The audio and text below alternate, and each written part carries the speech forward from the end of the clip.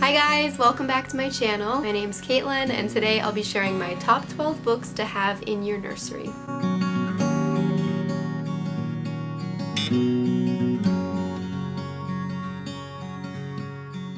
If you're familiar with my channel, first of all, thank you. Second of all, you already know how much I love books. I love to read, I love to talk about the books that I read, and in general, I love suggestions, and even more than that, I love reading to my son. I make a conscious effort to read to Donovan at least 3 times a day, and we read multiple books every time we're reading. So whether it be a nap time or before bed or just completely random and we're playing and he feels like he wants to wind down and just listen for a moment, that's what we're doing, we're reading. I truly enjoy picking up a book as opposed to any other thing that I can do with my son because I feel completely engaged and 100% present. I love the connection that I have and I build with my son during these times. Not to mention they're really cuddly times usually. In general, I love incorporating the importance of growth and acquiring knowledge into my lifestyle and into my parenting. If you're someone like me who is really interested in growing a reader, someone who loves books, loves to acquire new information and learn, I highly recommend Daniel T. Willingham's book, Raising Kids Who Read. This book is great because it takes a science-based, evidence-based approach to the 3 core aspects he thinks of raising someone who loves reading through adolescence and into adulthood. He focuses on and gives tips about decoding, comprehension, and motivation, and the tips that he gives are very age-specific, and it's from birth into adolescence, so it's a really, really wonderful read, and I highly recommend it for every parent. If there's someone who doesn't like to read and claims that they're not a reader, please consider changing that. Acknowledge the gift of literacy. There are so many privileges and amazing things and qualities that you have to have in order to be a literate person, and I know it sounds really corny, but I'm going to go ahead and list them for you to hopefully inspire you to appreciate what it is to be able to read a book. First of all, you have to have working hands to hold a book or a tablet. Not everybody has those. There are lots of debilitating diseases and issues that people have with their bodies that don't allow them to simply hold anything, let alone a book. You also need working eyes or ears if you're reading Braille. You also need a functioning brain, which is such an amazing tool, such an amazing gift, again, and something that we truly take for granted. Along with the physical necessities for reading, you're going to need an education, which once again, this is not something that's accessible for everyone. We really take learning for granted. Many people, especially young girls and women, don't even have the ability to read. They're not allowed to read. They're not allowed to go to school. They're not allowed to learn. And let's say you do have the ability to learn and you do have the privilege of an education, but how good is that education? Did you have a well-funded school? Did you have great teachers that inspired you, that were invested in you and your learning? Maybe, maybe not. In 2013, there was a study that indicated 32 million American adults cannot read. They're just completely illiterate.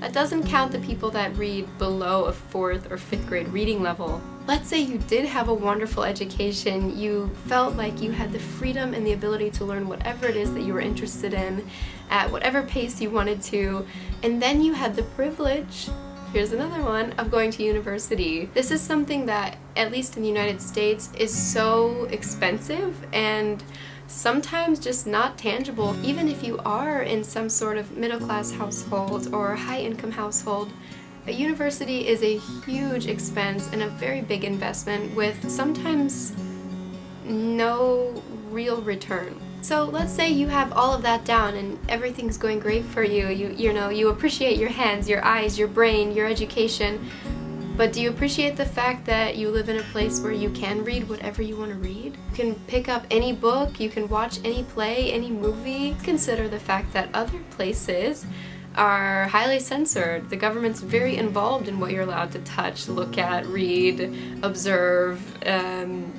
in general, get your hands on. Of course, let's talk about libraries and bookstores and Amazon. Many people don't have access to internet, period. Many people don't own a computer, don't have access to a computer, don't have a smartphone, whatever other thing that we use to order things online. Here, I can literally right now pick up my MacBook, order 50 books if I wanted to, and have them shipped right to my door in 2 days. And like I said, the libraries and bookstores we have here are beautiful and clean and well organized. I'm sure that it's not that way all over the world. So take a moment, say thank you for all the things that you have, out loud if you want. To have a physically functioning, healthy body is just an incredible gift that so many people wish to have. To have an education is something that people pine after, they crave to learn. So many of us, myself included, sometimes forget what a gift it truly is. So say thank you, pick up something that interests you, make it nonfiction if you can, that way you're learning about reality. Simply enjoy the gift of learning. You're going to teach your children to do the same. Now, of course, I feel that no one can ever have enough books, and I try to follow a more minimalistic approach to my lifestyle in general and the way I run my household and acquire things. However, I'm not like this with books. I actually have a lot of children's books especially, which I just rotate in and out of Donovan's shelf. That way he has some variety. I have variety when I'm reading to him. I personally have no problem with any number of books as long as they're nice and organized, neat and clean.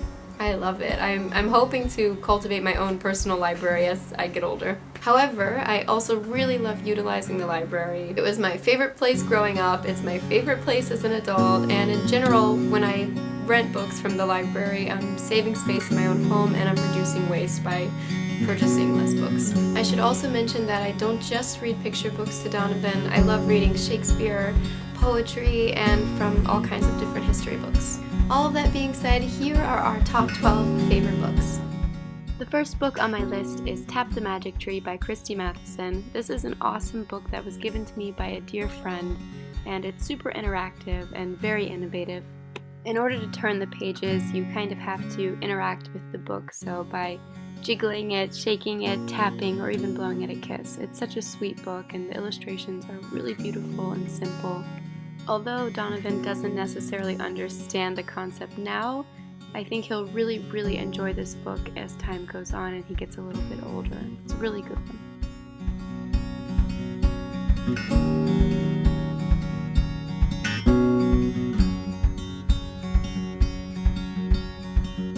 Number 11 was another gift, and I was not aware of this series, and it's so cute and awesome and well done. All of the books that we received in this little box are based on classic timeless literature such as Romeo and Juliet, Moby Dick, Pride and Prejudice, and although they don't tell the exact stories, they did a really lovely, unique job of outlining the plot lines of each of these classic tales, and they did it in such a rich, colorful way. I just really love these books.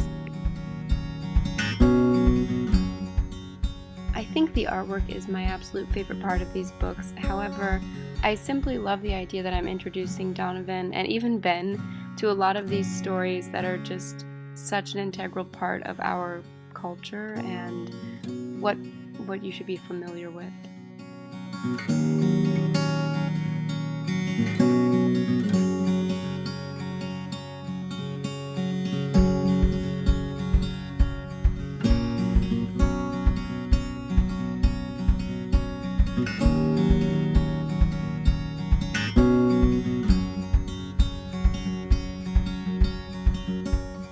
Next up is Gaston by Kelly Dipucchio. This book is so beautifully illustrated, it's so cute, and I just love French bulldogs in general and all dogs, so I'm a big fan. I began reading this book to Donovan when he was a little tiny infant, and he's always been super captivated by it, and even by the simplest pages, like for example that opening page is just yellow with the floral print, and he always laughs. For some reason, he really loves the colors that they chose and the way that they decided to do the artwork for this book. And the story itself is it's really sweet.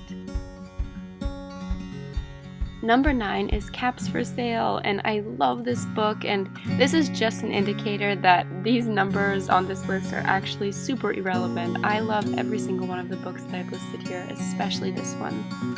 This is such a timeless choice, and the artwork is so beautiful, the colors are so rich, it's such a nice palette, and the story itself is so charming and funny, and I always personally get a kick out of reading it. It's one of my favorites.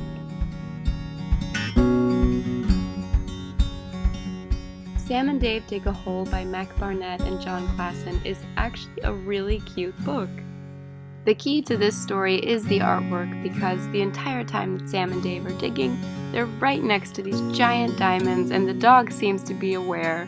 But it's gonna be such a funny thing to watch my son get a laugh out of this book when he's older and able to comprehend the story. But for now, it's really simple and beautiful, and I like it. Ferdinand by Munro Leaf. This is such a great story, and everybody knows it. They even just made a movie about it recently that I haven't seen. But who doesn't love a story about something big and ferocious being actually so tender and sweet-hearted? Come on, I'm a sucker for this book.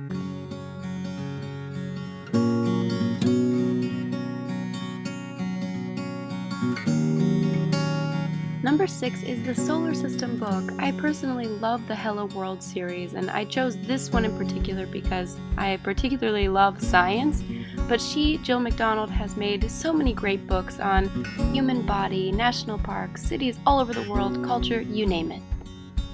Chicka Chicka Boom Boom by Bill Martin Jr. This book, I grew up reading it, and I just simply will never stop loving Chicka Chicka Boom Boom. The rhythm is great, the colors are so alive and so beautiful. It's the best. What can I say? I had to include it on my list.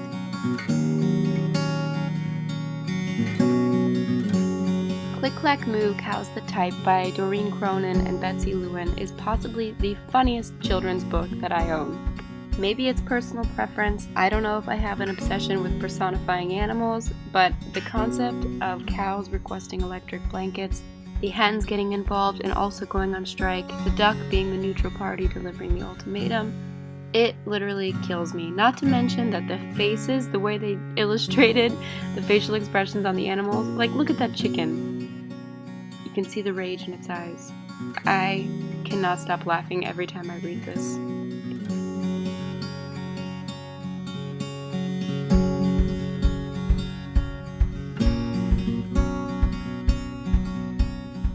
Alright, I know this book is something that everybody has and everybody says you need to own, but there is a reason for it. It is the most mushy-gushy book of all time, especially if you're like me and your parents have written you letters in the front. It makes me cry every single time. It's just so beautiful. Number 2, The Very Hungry Caterpillar. This is probably one you're familiar with also, and if not, you're gonna love it. I just wanted to include any Eric Carle book. I personally also love Brown Bear. Brown Bear, what do you see? It's such a great book. I love the way he illustrates. I love the way he writes. It's so rhythmic. It's so simple. And in general, it's, once again, timeless. These are books that I loved when I was a little girl, and I still love them as an adult. My only complaint is that he refers to a chrysalis as a cocoon, which is something I've been a stickler about since I was 5 years old. Guys, if there is a moth, it is a cocoon. If it is a butterfly, this is a chrysalis.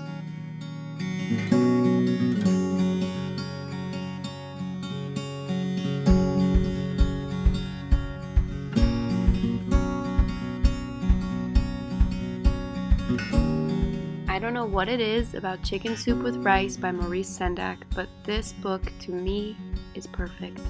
The subtle colors, the simple drawings, the rhyme and the rhythm of the actual writing, everything about it to me is just so wonderful and lovely, and I've been obsessed with this book since I was about 5 years old when I discovered it with the crinkly plastic on it at the library. I remember literally waiting for people to check it back in so I could check it back out. Why I didn't ask my mom to just buy it for me for a birthday or something, I don't know.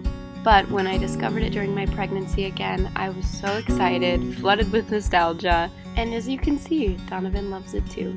So that's it for our list. Of course, there are tons of artists, authors, and books that we really truly love but didn't list here. And that's because these are just our simple go-tos, the ones that always make us laugh, that teach us something nice, make us feel warm and fuzzy, and in general the ones that we can read over and over again without a problem. So I hope you enjoyed this list. Please let me know in the comments your personal favorites, that way we can incorporate them into what we read. And thank you so much for watching, you guys. You're the best. Please, if you like this video, give it a thumbs up. And if you haven't subscribed already, please hit the subscribe button. I'm going to be posting Mondays, Wednesdays, and Fridays all about parenting, baby stuff, wellness, health, and whatever you guys ask me to do. So yeah, I'll see you around. Mwah. Bye guys.